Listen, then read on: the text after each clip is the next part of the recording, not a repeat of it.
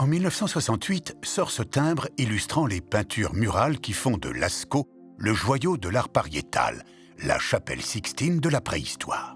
Avant elle, d'autres grottes ont été découvertes, mais l'état de conservation et la beauté de la polychromie de ces peintures font de Lascaux un bijou. Plusieurs théories s'opposent sur le sens de ces représentations. Ce qui est sûr, c'est que l'homme qui peint ces animaux est proche de nous. Pour la découvrir, il faudra attendre 1940. Une tempête fait rage en Dordogne et vient ouvrir un passage en déracinant un arbre. Quelques jours après, 4 gamins s'engouffrent dans le trou. L'histoire des grottes commence.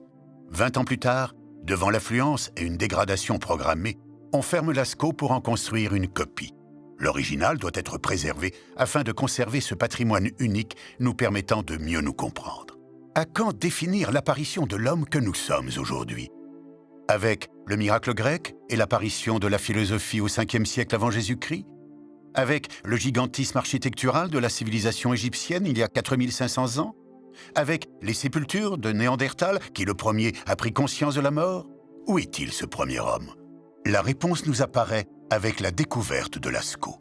C'est ici, il y a plus de 20 000 ans, lorsque l'Homo sapiens peint sa représentation du monde sur les murs, qu'il ouvre la première page de l'histoire de l'art et se définit ainsi en tant qu'homme.